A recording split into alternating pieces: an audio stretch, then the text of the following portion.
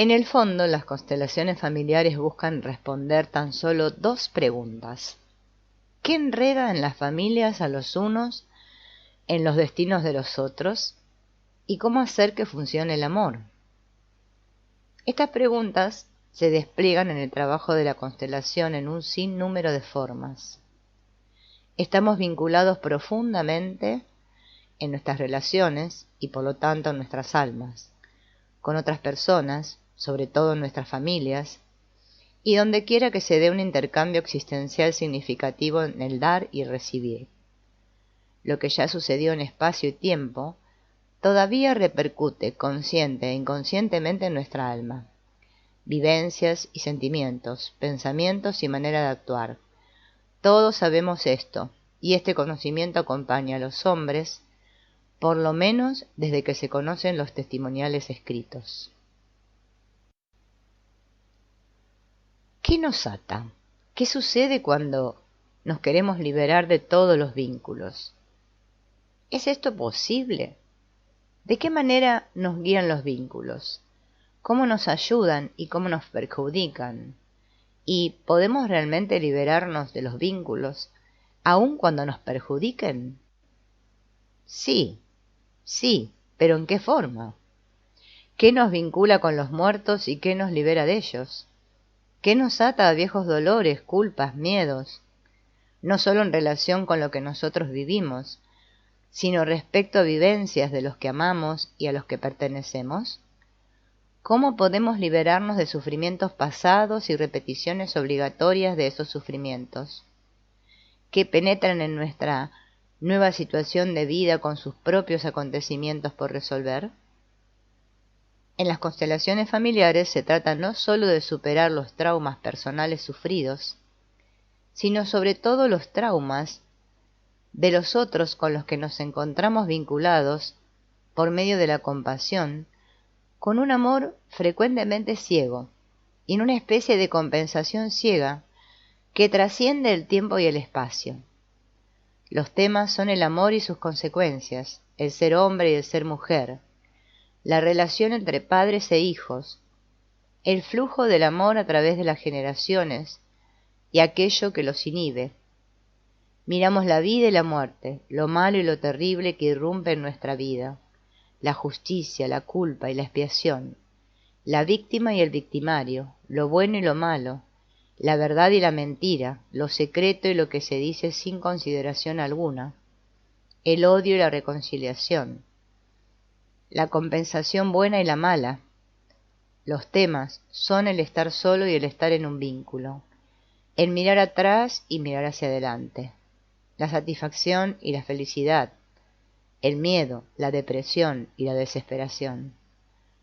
Contemplamos todo aquello que define nuestra vida del alma de cara a los sucesos importantes de nuestra vida. Fijamos la vista en aquello que nos pone en peligro y que de alguna manera nos impide tener una vida plena hasta cierto punto. Y buscamos aquello que nos permita liberarnos un poco de los problemas en el futuro. El trabajo de las constelaciones familiares se va marcando por aquello que nos ata en forma de destino y de casualidad, y también por lo que surge de nuestra propia responsabilidad, sin importar cuán libres seamos. ¿Qué determina nuestra vida? ¿Y cómo puede el pasado, que se interpone entre nosotros y nuestro futuro, ser enviado de nuevo a donde le corresponde, para que la visión hacia adelante ya no se vea distorsionada por lo ya acontecido, sino reforzada por ello? ¿Qué leyes operan en el destino y qué órdenes ayudan a que funcione el amor? ¿Cómo conciliamos entre las fuerzas que nos vinculan y las que nos liberan en nuestra alma y nuestro espíritu? En las constelaciones, todas estas preguntas están integradas en contextos sistémicos. Las respuestas no se buscan en el plano personal, autónomo del individuo, sino en el tejido de relaciones familiares y sociales y los acontecimientos que las influyen. Naturalmente, siempre se trata del amor, Este se encuentra en todos los mecanismos de funcionamiento de la procreación, el crecimiento, las condiciones biológicas, las reglas físicas y otras que le son inmanentes al sistema, en todo lo que hace posible que sobrevivan nuestro cuerpo y nuestro cerebro, así como a la transmisión de los genes, lo cual constituye la cualidad básica de la vida y el alma humanas. Veremos ahora las experiencias que se han acumulado en las constelaciones y por lo tanto en nuestra alma respecto a las leyes del vínculo y la separación. Pero primero digamos algunas palabras respecto al concepto del alma. La psicología y las psicoterapias científicas actuales hablan notoriamente poco del alma, mientras que las funciones del cerebro y hasta cierto punto el comportamiento y los sentimientos son operables. El concepto del alma no lo es. Muchos relacionan con la palabra alma el núcleo inmortal del hombre y piensan que al estar Dios muerto, el alma también lo está. Por eso se sorprende uno mucho más ver con cuánta frecuencia y en qué contextos se utiliza esta palabra en los periódicos, no tanto para describir sentimientos personales o a este núcleo personal inmortal, sino para designar procesos de identidad en grupos. Se habla del alma herida de Camboya, o de darle un alma a Europa, o del alma de un juego del fútbol. De manera similar, en las constelaciones familiares concebimos al alma desde una perspectiva sistémica. Puede llamarse alma a una fuerza invisible que engloba en un todo a vivencias parciales, y ese todo es más que la suma de sus partes y sus funciones. No es idéntica a nuestra conciencia, ya que también contempla lo inconsciente. No es idéntica a los procesos psicológicos y físicos en nuestro cuerpo y cerebro, aunque están indisolublemente asociados. No se puede equiparar con nuestros sentimientos, a pesar de que los sentimientos son la forma de expresión perceptible del alma. No es el centro o la sustancia de un todo, sino que es más bien como el espacio que envuelve un todo vivo o como un campo que vincula, más allá del tiempo y el espacio, todo aquello que define a una persona o a un grupo y que crea su identidad. Visto así, se podría hablar de un alma individual como de aquello que convierte a un individuo precisamente en ese individuo y que resume todo aquello que lo constituye, su cuerpo, su cerebro, su espíritu, su pensamiento, su sentimiento y forma de actuar, sus vivencias, su historia, todo eso en lo que se basa su yo.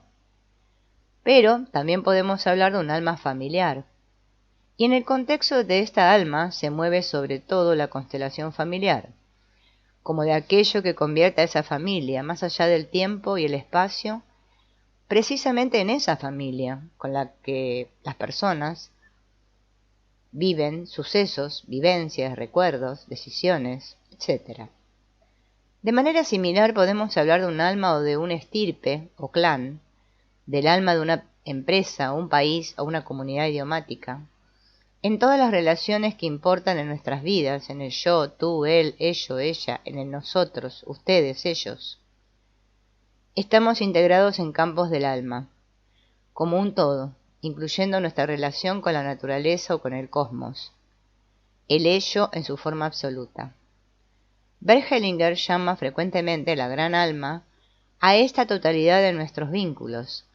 No se refiere con esto a algo místico y del más allá, sino a esa totalidad de existencias individuales y cósmicas que nos resultan incomprensibles y cada vez más misteriosas precisamente entre más conocimientos tenemos, que nos imbuye vida, nos sostiene, nos integra y quizá incluso nos guía. En el alma así entendida opera un saber vinculante, una conciencia, que más allá de la información transmitida, recibida o interpretada de manera consciente, nos permite participar con conocimiento o conocer de manera participativa todo aquello con lo que estamos vinculados.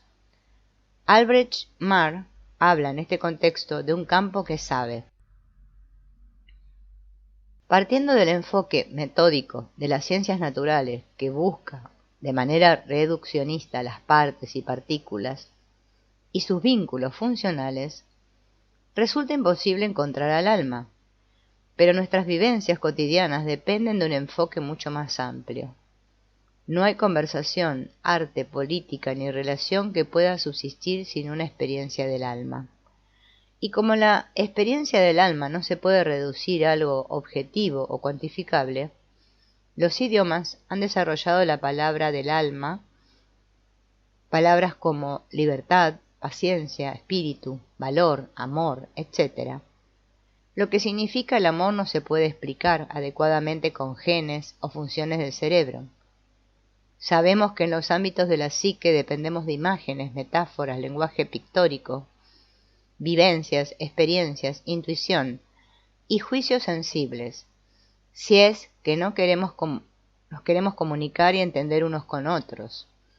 Aunque las ciencias naturales nos ayudan con sus conocimientos y nos obligan a repensar continuamente procesos espirituales, por ejemplo, la libertad para elegir, el interés por el alma en relación con la vida humana, es más bien asunto de la psicología en su calidad de ciencia humana, que analiza de manera sistemática la experiencia de vida. Dentro del espectro de la práctica y la teoría psicológica actual, quizá las constelaciones familiares sean las que se refieran de manera más decisiva al alma y a las fuerzas espirituales y corporales que en ellas operan. A través de la concepción y el nacimiento y por el hecho de solo poder sobrevivir y crecer en grupos, estamos vinculados unos con otros en estos grupos de manera profunda y casi siempre inconsciente. La fuerza anímica que mantiene a los grupos unidos mediante el amor personal para poder concebir, mantener y desarrollar la vida es el amor vinculante. Esta es una fuerza otorgada a la conciencia que sirve a la sobrevivencia del grupo y a la transmisión y el desarrollo de la vida antes de que podamos reflexionar en torno a ella y planear algo en consecuencia. La energía y el efecto de este amor vinculante se pueden experimentar, a menudo de manera impresionante, en las constelaciones familiares, en los procesos de enredos. Está enredado quien, sin quererlo, o siquiera saberlo, vive el destino de otros miembros de su familia o grupos como si estuviera obligado a repetirlo, o bien quien, en ámbitos esenciales de su vida, se orienta por los destinos de otros. El amor vinculante que solo mira al individuo en la función que cumple para la sobrevivencia del grupo, está en conflicto de dos maneras. Por un lado, en el instinto de autoconservación individual, gracias al cual un grupo se conserva y se reproduce al precio del egoísmo de los individuos. Por otro lado, en la compasión gracias a la cual los miembros individuales del grupo se perciben y sienten como personas que aman y se relacionan con los demás. Las fuerzas vinculantes conscientes e inconscientes operan más allá de nuestra conciencia. Conocer el efecto que sobre el destino ejercen estas fuerzas vinculantes resulta indispensable para comprender las constelaciones familiares y su práctica. El descubrimiento y la descripción de estos procesos de vinculación y enredos del alma, más allá de la conciencia, constituyen, junto con los caminos de solución que ofrecen la reconciliación y la integración, quizá el mérito más importante de Bert Hellinger. Bert Hellinger generalizó de la manera más extrema sus conocimientos en relación con las constelaciones familiares en su concepto de la conciencia. La conciencia se extiende como órgano de equilibrio del alma en las relaciones. Por mucho que quizá nos veamos impulsados por nuestro código genético, que no parece tener otra función que preservarse y reproducirse a sí mismo, también estamos siempre integrados en relaciones, en un campo social en el que nos tenemos que comportar. En general, la conciencia es considerada como la capacidad de evaluar moralmente el comportamiento. Por sus orígenes se refiere al conocimiento compartido, a la complicidad. Véase también el latín conscientia y el griego syneidesis. El concepto de la conciencia surgió en la antigua Grecia de la idea que siempre hay un cómplice interno, alguien que conoce nuestros actos frente a los otros hombres y frente a los dioses. De ahí se desarrolló el entendimiento cristiano de la conciencia como una norma divina absoluta para la percepción del bien y del mal. Pero si observamos el comportamiento de las personas, veremos que con frecuencia cometemos los peores actos con la conciencia limpia y que con frecuencia el cargo de conciencia nos impide hacer algo bueno. Con esta percepción, en los procesos terapéuticos, Bert Hellinger empezó a describir de manera novedosa a la conciencia. La conciencia solo me dice lo que tengo que hacer para poder pertenecer a un grupo y lo que debo evitar hacer para no ser castigado o excluido. Así pues, la conciencia mide la corrección de un comportamiento solo en función de la necesidad y la posibilidad de pertenecer al grupo correspondiente. Partiendo de este planteamiento, en la descripción de los procesos en nuestra conciencia, podemos distinguir 3 planos y 3 tipos de conciencia, además de un respectivo efecto consciente y otro inconsciente. Los 3 niveles de la conciencia: pertenencia, compensación, orden. En relación con el plano de la pertenencia a un grupo, tenemos la conciencia limpia cuando hacemos algo que nos permite pertenecer y estar cerca de los otros, sentirnos cobijados por ellos y ser respetados como iguales. Sentimos cargo de conciencia cuando nos comportamos de manera que seamos excluidos o incluso despreciados, cuando perdemos la cercanía o la seguridad del grupo o cuando se nos amenaza con ello. En relación con el plano de la compensación, es decir, del equilibrio en un grupo, de la justicia, de un dar y recibir equilibrado, de la percepción de los derechos y las obligaciones, tenemos la conciencia limpia cuando hemos dado y de esa manera tenemos derecho a recibir algo en retribución, y cuando contribuimos a balancear un desequilibrio y a posibilitar una convivencia justa. Nos atenaza el cargo de conciencia cuando hemos tomado y nos vemos entonces obligados a dar, y cuando hemos provocado desequilibrios e injusticias que ponen en peligro la cohesión y la paz del grupo. En relación con el orden en los sistemas de relaciones, es decir, la jerarquía o el rango que tenemos, y con una convivencia segura, tenemos la conciencia limpia cuando nos apegamos a las reglas y normas vigentes y cuando somos concienzudos. El cargo de conciencia se presenta cuando nos oponemos a las jerarquías, órdenes, verdades, tabúes y reglas vigentes, de modo que debamos tener que temer un castigo. Los 3 tipos de conciencia: conciencia grupal, conciencia personal y conciencia universal. Los 3 planos de la conciencia se encuentran en los 3 tipos de conciencia: la personal, la colectiva grupal y la universal. No sabemos con precisión de qué manera se formaron estos 3 niveles en la evolución de la humanidad. Es de suponerse que en un principio la conciencia se formó en el grupo como una especie de órgano de control conjunto que opera de manera instintiva. Después se debe haber diferenciado y hecho consciente a través de las relaciones personales entre individuos en el grupo, a través del yo y el tú, en nosotros y el ustedes. Finalmente se debe haber ampliado a una conciencia universal a través de las migraciones de los grupos, sus encuentros y mezclas, así como de la vivencia religiosa de la propia Tierra y el cosmos entero. La conciencia universal no contempla al individuo como persona, sino al grupo como un todo, y el individuo solo en su función dentro del grupo. La conciencia actúa como un movimiento conjunto para todos. Quizás se pueda ejemplificar con la dirección colectiva de un banco de peces o de una parvada. Busca la conservación y subsistencia del grupo. El individuo mira hacia las necesidades del grupo, pero el grupo no toma consideración del individuo. Esta conciencia, que parece más bien arcaica, casi no la percibimos ya en la actualidad. Es como si se hubiera sumergido en el ámbito más profundo de nuestro ser, o como si se hubiera quedado en los ámbitos de fenómenos de campo biológicos que trascienden lo individual y que operan en nuestro favor en su calidad de funciones superiores, básicas para la sobrevivencia, sin que estemos siempre conscientes de ello. Muchos de los procesos de la psique que se muestran en constelaciones tienen que ver con lo que ocurre en esta conciencia grupal o colectiva, de clan, de estirpe o de familia.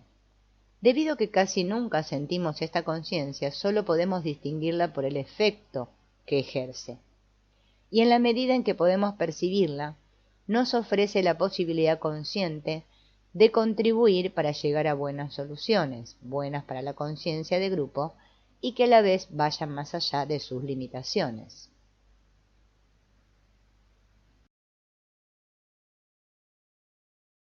Con la creciente diferenciación de los grupos en diversas tareas, capacidades y relaciones internas, con el peso que los individuos adquieren mediante sus labores, con el desarrollo de eso que llamamos persona, y con el despliegue de la compasión y el amor personal, se desarrolla la conciencia, para así dejar de ser un órgano de control general y pasar a ser una instancia individual. Esta conciencia la percibimos casi siempre como una fuerza que nos conduce más allá de nuestros gustos y aversiones. El individuo obtiene un peso personal, las relaciones individuales cobran mayor importancia dentro del grupo, y se deben hacer compatibles las nacientes necesidades de los individuos y los subgrupos con las demandas del grupo entero. Se requiere entonces de una moral que vincula al individuo con el grupo y que le dé cohesión y orden al tejido de relaciones ahora tan diferenciado. Lo bueno y lo malo se convierten entonces tanto en un distintivo del comportamiento correcto en el grupo como en el lazo vinculante de un grupo que se delimita de otros grupos. Es bueno lo que sirve al propio grupo, malo lo que le sirve al grupo que compite por el lugar y los recursos. Bueno es lo que sirve al individuo y lo mantiene con vida para su grupo o subgrupo, y es malo aquello con lo que el individuo afecta las normas, poniendo así en riesgo a su propio grupo, a individuos del grupo o a sí mismo.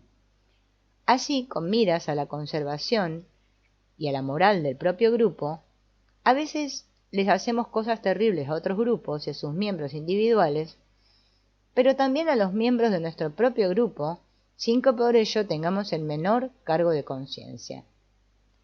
Esta conciencia humaniza las relaciones humanas a través de la solidaridad, pero solo dentro del mismo grupo, y aún aquí, frecuentemente solo entre algunos individuos del grupo.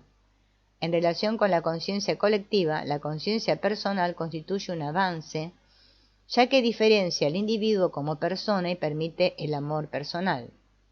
Al mismo tiempo provoca grandes potenciales de conflicto entre las relaciones personales, los intereses de grupo y los órdenes básicos arcaicos. La conciencia universal orientada al individuo se torna necesaria cuando diferentes grupos empiezan a tener un intercambio entre ellos, cuando se reúnen en unidades más grandes, por ejemplo estados, que a su vez tienen intercambios que llegan hasta la experiencia de que todos compartimos un planeta y un origen cósmico. Esta conciencia se dirige tanto al individuo en su calidad de persona, que lleva en sí mismo aquello que nos es común a todos los humanos, como a la totalidad en la que estamos incluidos como sus partes. Tanto el valor de la persona como también la pertenencia, la compasión y la complicidad se expanden por toda la Tierra.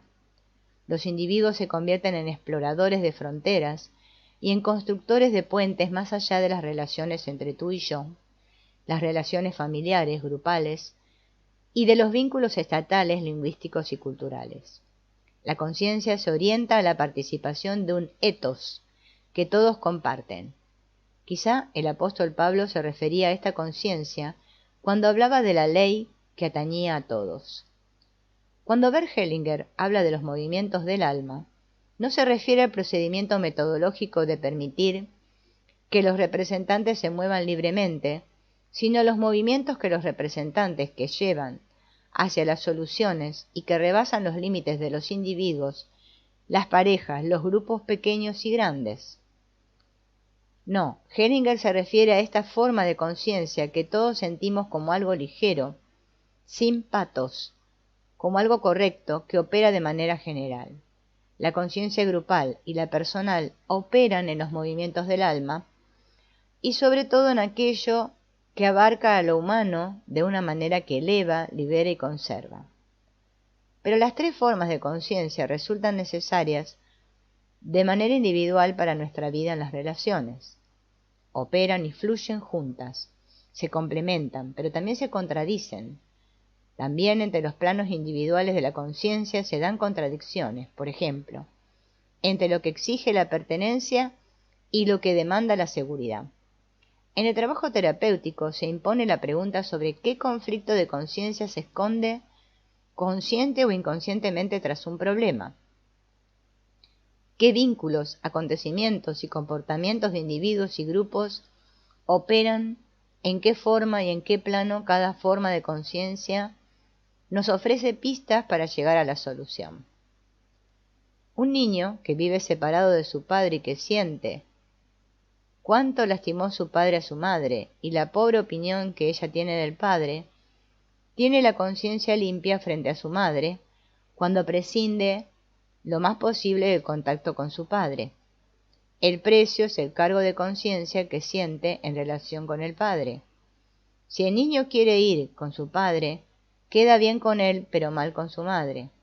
La conciencia personal por sí sola no ayuda aquí a encontrar una solución, y debe ser complementada por el efecto de la conciencia grupal, que rige sobre la pertenencia y los vínculos de todos en un grupo, independientemente de lo que los individuos opinen unos de otros. El derecho de un hijo a saber quién es su padre en realidad y tener contacto con él y su familia, se interpone tal vez con los tabúes o principios de una familia, o con las buenas intenciones de la madre de no perturbar las relaciones de amor en la familia. La necesidad de dejar durante la huida a un hijo muerto sin enterrar para salvar a los otros hijos y a sí mismo, entra en un conflicto con el deseo de conservar juntos a todos, también a los muertos, enterrándolos junto con sus ancestros, como también con el amor personal de esa madre hacia su hijo. La necesidad de acatar las normas válidas en los lugares de trabajo o en el ámbito político también puede entrar en conflicto con los impulsos morales de la familia. La solución casi siempre se encuentra al rebasar una conciencia demasiado estrecha y ampliarla en un contexto o un marco de relaciones mayores. Pero a veces la solución consiste también en constreñir una conciencia demasiado amplia para volver a poner orden en los vínculos cercanos y estrechos. Las constelaciones ofrecen la posibilidad de hacer visibles los diversos conflictos de conciencia y posibilitan el llegar a una solución partiendo de un profundo conocimiento humano que compartimos todos. Los representantes con frecuencia encuentran estas soluciones a través de sus movimientos libres y con el suficiente tiempo para ir más allá de los estrechos vínculos en el sistema constelado.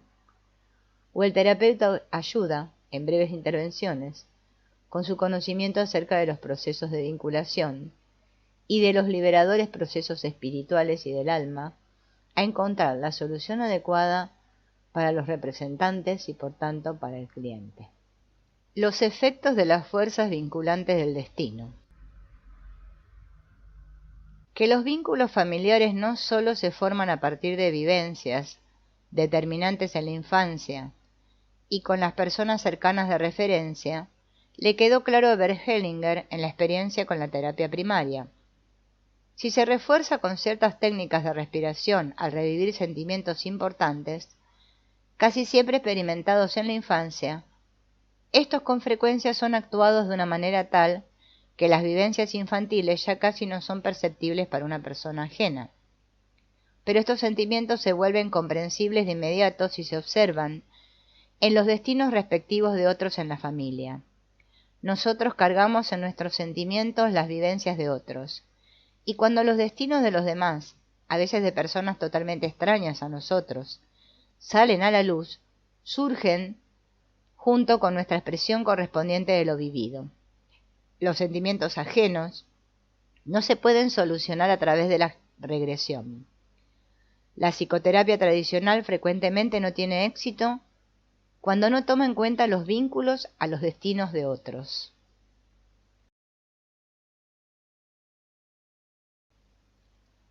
¿Quién pertenece al círculo de personas sobre las que operan las fuerzas vinculantes del destino? La respuesta la obtenemos cuando miramos el efecto que las exclusiones tienen en el sistema de relaciones. ¿Quién, en su calidad de excluido, marca el destino de otros, pertenece al sistema familiar? La experiencia de la constelación familiar ha dado por resultado el siguiente círculo de personas, que denominamos familia y que pertenecen a esa familia. Los hijos, incluyendo los medios hermanos, los padres y sus hermanos y medios hermanos, los abuelos y a veces también sus hermanos, con frecuencia también los bisabuelos y a veces otros antepasados. El círculo de la familia, como un alma en común, no se limita únicamente a la línea consanguínea, vivos o muertos, sino también a todas las personas que en un sentido de pérdida o ganancia y vínculo existencial pertenecen a él. Estos pueden ser parejas anteriores de los padres y abuelos, en caso de haber cedido su lugar para los posteriores. Forman parte también de ese círculo, por ejemplo, los padres adoptivos, pero bajo ciertas circunstancias, también un compañero de guerra que tuvo que quedarse en Stalingrado y morir mientras que el padre pudo escapar.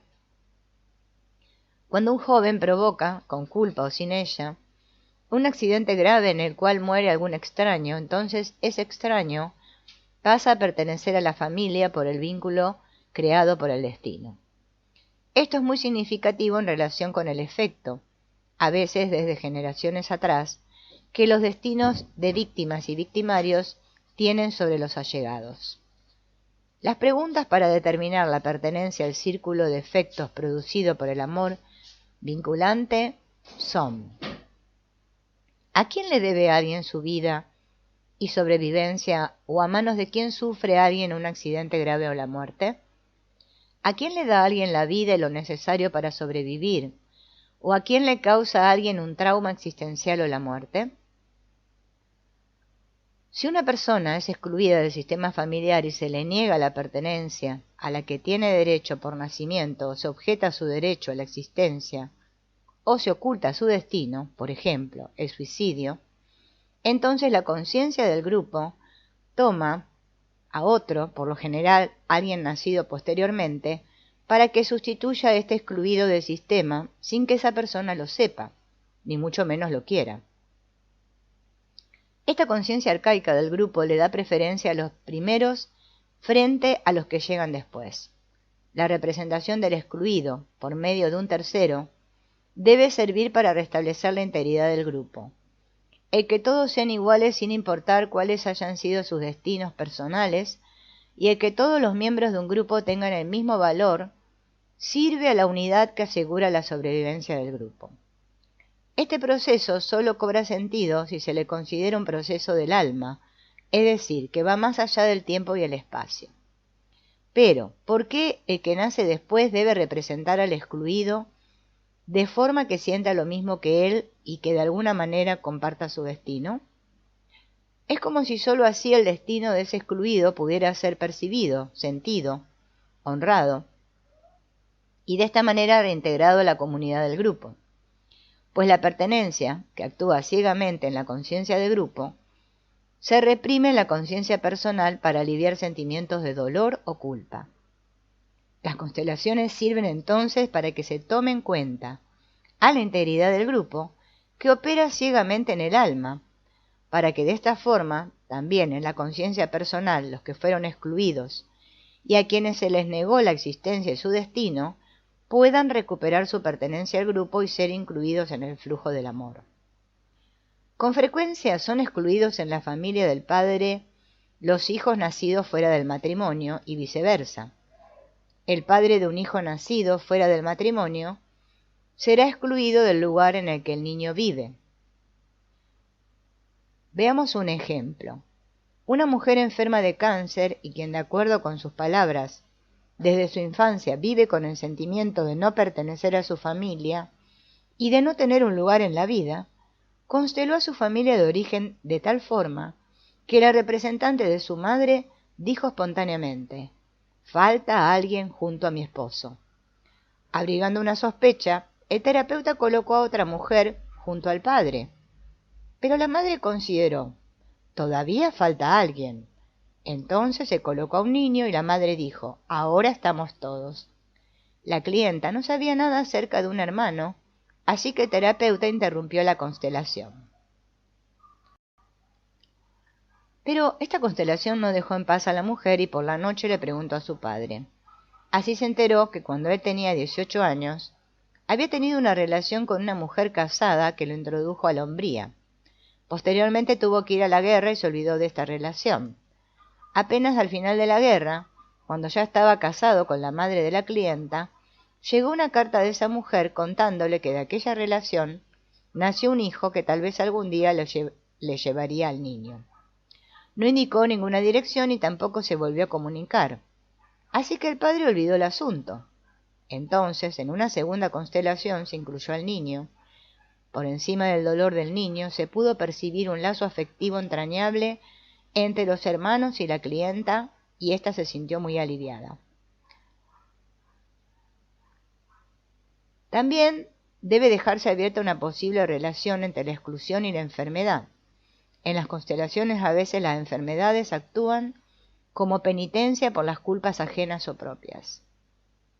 Otra mujer joven y muy hermosa mencionó en un grupo que su cuento favorito era El patito feo. Ella siempre se sintió así desde niña. Ese cuento trata de un pequeño a quien se le hace creer que es hijo de la madre equivocada. En la constelación, su representante no sentía vínculo alguno con su padre, pero sí con otra pareja de su madre, que el terapeuta había colocado en la constelación porque sospechaba algo. Se le preguntó si era posible que su padre no fuera su verdadero padre, a lo que contestó: «No lo sé, en realidad me parezco a mi padre, pero la idea de que pueda tener otro padre me alivia. Le voy a preguntar a mi madre». Ella habló con su madre y se enteró de que efectivamente tenía otro padre, un hombre que por mucho tiempo vivió en el departamento de junto y que visitaba frecuentemente a sus padres y hasta jugaba con ella de pequeña. En una llamada posterior, esta mujer contó que buscó a su verdadero padre y que le iba muy bien con él. Una psicóloga alemana narró, en un seminario en España, lo que acababa de suceder en su familia. Desde su infancia sentía la necesidad de irse al extranjero. Después de la escuela se matriculó como estudiante de psicología en una universidad española y después montó su consultorio en la misma ciudad. Durante la comida contó que hacía poco tiempo una joven sueca, casi de su edad, se presentó ante el padre de la psicóloga alemana con la observación de que tal vez pudiera ser su padre. La chica sueca se crió de manera normal en una familia sueca. Pero cuando tenía 13 años fue con su madre y le dijo: «Mamá, quiero mucho a mi padre, pero de alguna forma no siento que sea mi padre». En esta conversación la madre concedió la posibilidad de que pudiera tener otro padre y le mencionó a la niña el nombre y la dirección de un americano. Cuando tenía 19, la chica viajó a Estados Unidos en busca de su posible padre, lo encontró con su familia y se presentó con él como su presunta hija. Él podía recordar la relación que tuvo con su madre y también parecían concordar el momento de la relación y la edad de la niña. Contrariamente a su familia, el hombre parecía estar contento de tener una hija sueca, pero cuando viajó de regreso, ya en el avión, lo asaltaron de nuevo las dudas. Lo platicó con su madre y ésta le dijo después: «Estuve pensando, también hay otro que podría ser tu padre». Le mencionó a su hija el nombre de un alemán con el que solo tuvo una aventura de una noche mientras ese hombre estaba en un viaje de negocios en Estocolmo. Después de años de espera, la joven sueca se atrevió a ir a Alemania a buscar a ese hombre. Se hicieron una prueba y él resultó ser su padre. La terapeuta alemana reía mientras lo contaba y dijo: Todos nos alegramos mucho por nuestra nueva hermana. Mi madre ya no se enteró. Ella murió hace años, y pasó algo extraño. Desde que apareció esta hermana, tengo por primera vez la sensación de que podría vivir de nuevo en Alemania. Una joven mujer se enteró, cuando recogió los papeles para su matrimonio en el registro civil, de que la madre con la que había crecido era en realidad la hermana de su verdadera madre. Esta había fallecido en el alumbramiento. El padre se casó entonces con la hermana de su madre, y aunque toda la familia conocía este suceso, nunca le contaron a la niña lo que sucedió y quién era su verdadera madre. Tal vez buscaban proteger a la niña, ya que la constelación mostraba una gran inclinación de la mujer hacia su madre muerta. El efecto que esta verdad tuvo inicialmente fue devastador. La mujer desinvitó a toda su familia antes de la boda, lo que ocasionó severas peleas. Lo acontecido en la constelación tranquilizó enormemente a la mujer.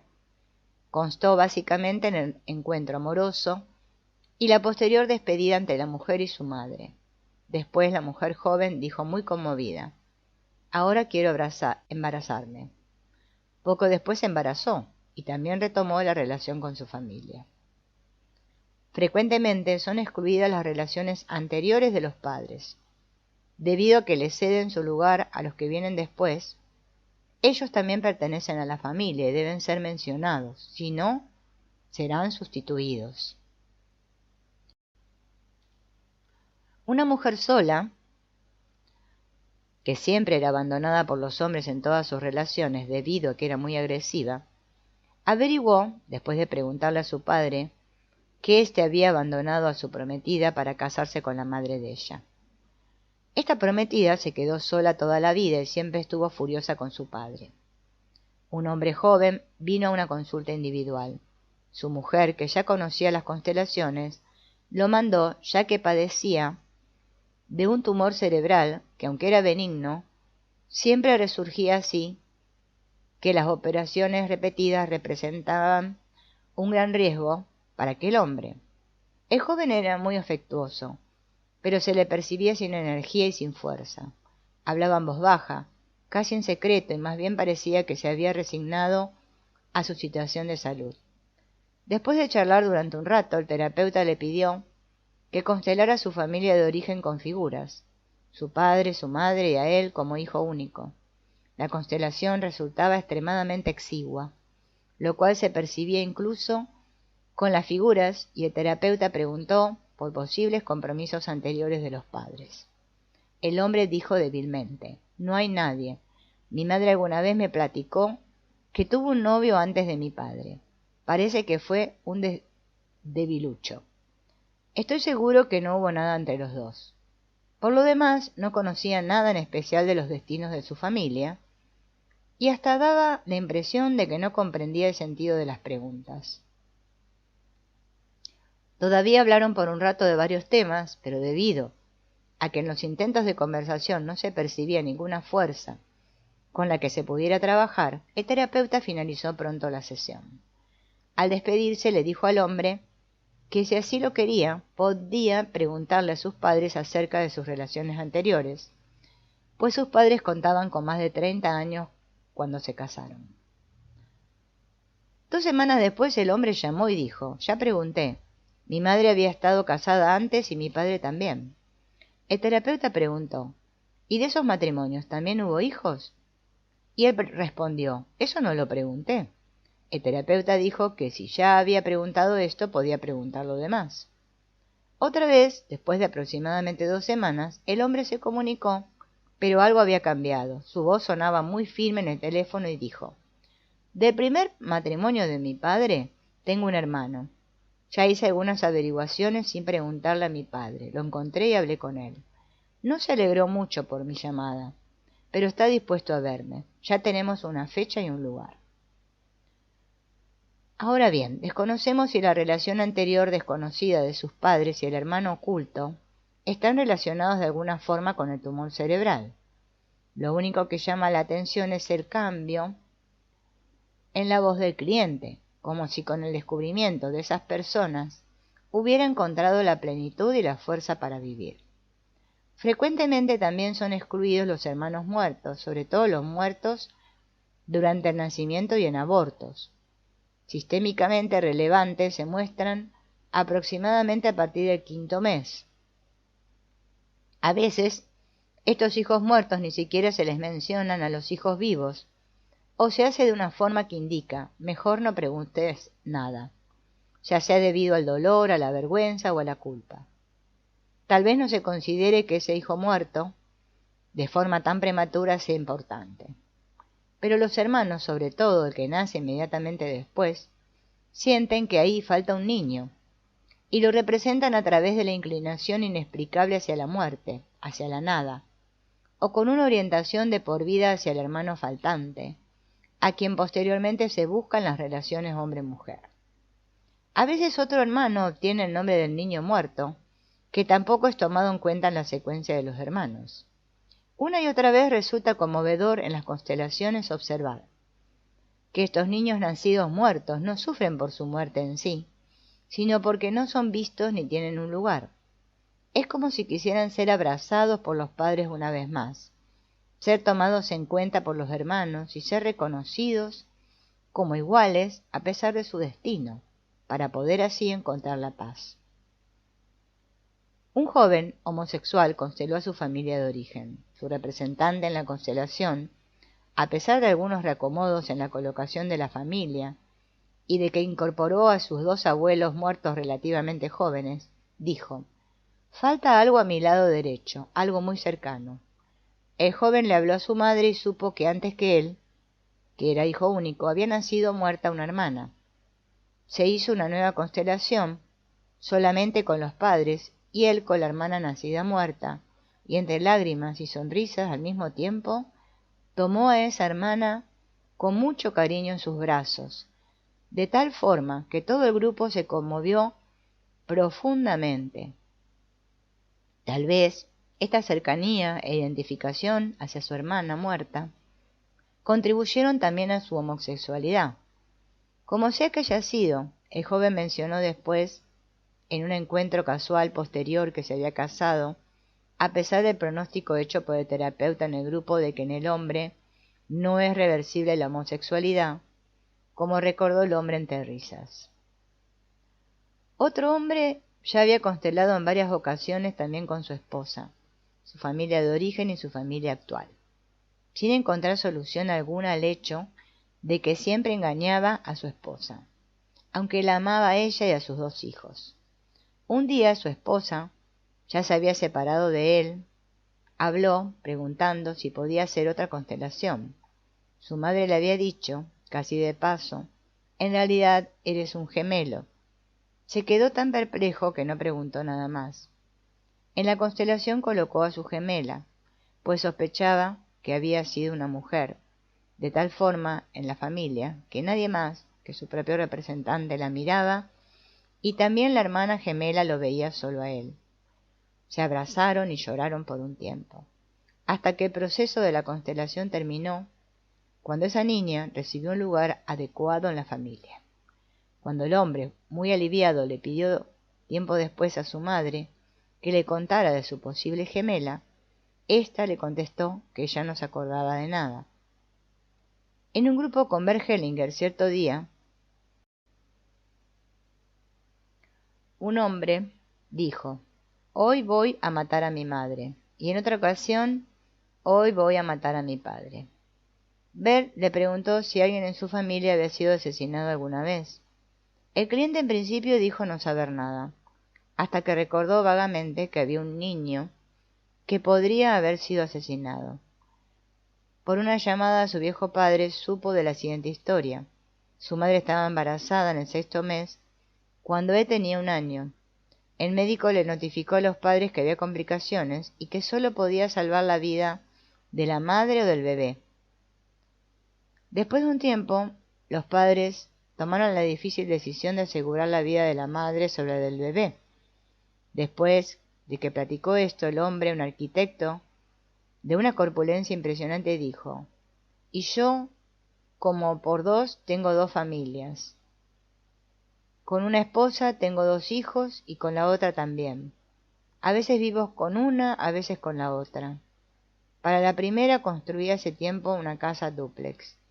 En una mitad vive mi familia y la otra está vacía desde el principio. En mi oficina ya tengo hace mucho un escritorio para un compañero más, pero también está desocupado. Es como si toda la vida le hubiera guardado un lugar a mi hermano. Una y otra vez sucede también que las personas no son excluidas de su familia por su existencia, sino por su destino. Un hombre, que era enfermero en una clínica psiquiátrica y era muy infeliz en su trabajo, apenas se enteró, al recolectar información antes de hacer una constelación, que una tía suya, de la que siempre se había dicho que no se sabía qué había sido de ella, había sido víctima de la eutanasia en una clínica de psiquiatría durante el Tercer Reich. En la constelación le quedó claro a quién quería cuidar realmente en el hospital psiquiátrico y a quién le estaba tratando de hacer un bien. También después se cambió a un hospital normal. Un hombre llegó a consulta debido a que su hijo, de 18 años, había abandonado a la familia y había sido acogido por un viejo baratillero. Su hijo siempre había tenido fracasos escolares, ya que defendía de manera extremadamente agresiva a compañeros suyos que habían sido tratados injustamente. Ahora su padre tenía mucho miedo de que se suicidara. Cuando se le preguntó por el destino de su padre, el hombre respondió que éste había perdido grandes propiedades debido a injusticias y que después de la guerra había sido encarcelado por los americanos durante medio año por un pequeño robo que había cometido. En este tiempo su madre, quien estaba harta de la vida con ese hombre tan difícil, había conocido a otro, que era muy amoroso. Cuando el padre regresó a casa, se suicidó, algunos días después, colgándose en el ático. El hombre, que en ese entonces tenía 12 años, lo había encontrado. A la pregunta de si se lo había contado a sus hijos, respondió: no, y nunca lo deben saber. Les dije que mi padre había muerto de un infarto al corazón. Cuando el terapeuta le indicó que por eso probablemente su hijo tendía hacia el suicidio, el hombre se asustó mucho y dijo, después de un momento, que su hijo menor le había gritado al hermano, después de una pelea en la mesa: ¿cuándo vas a desaparecer por fin y a hacer lugar aquí? De repente sintió que había una relación entre el comportamiento de sus padres y el de sus hijos. Unas semanas después de esta conversación, les platicó a sus hijos la verdadera historia de su padre, a lo que el hijo mayor reaccionó apuntándose a un grupo terapéutico. Durante la constelación se hizo evidente el fuerte vínculo que lo unía con su abuelo. Los destinos ocultos obligan a los que vienen después a repetir ese destino, como si de esa manera pudieran revivir algo en la memoria familiar y arreglarlo retroactivamente. Así pues, callar estas cosas no sirve de nada. Independientemente de la información que nos es proporcionada de manera consciente, parece que tenemos un conocimiento más profundo de los destinos de los demás. Pero debido a que este conocimiento interno choca con nuestra percepción consciente, se producen confusiones y una búsqueda de claridad que se desplaza a otras situaciones de vida y que entonces, debido a sospechas ocultas, producen repeticiones de destinos ajenos, a sentimientos ajenos y a veces incluso a enfermedades o trastornos en la conducta. Una mujer contaba sobre su hija mayor de 9 años que había sido adoptada en lugar de un hijo propio que había muerto durante su nacimiento. A la pregunta del terapeuta si la hija sabía que era adoptada, dijo que sí. A la pregunta adicional de qué había sucedido con la madre biológica de la niña, respondió: ella misma escogió a nuestra familia después del nacimiento de su hija para dárnosla en adopción. Después se subió a un puente muy alto y se suicidó. Cuando el terapeuta le preguntó: ¿y se lo contaste a la niña?, ella contestó horrorizada: claro que no, eso no se le puede decir a una niña. Pero el terapeuta opinó: ¿por qué no? Ella ya lo sabe de todos modos. La mujer se asustó y dijo: «Tengo que contar algo. Hace algunas semanas pasamos unos días en las montañas con varias familias de amigos. Arriba en la cima nuestra hija adoptiva se alejó y se dirigió hacia un despeñadero. Yo sentí algo raro y fui con ella. Cuando me paré junto a ella estaba con los ojos cerrados, los brazos extendidos y dijo: volar hacia abajo. ¡Qué bonito debe ser!».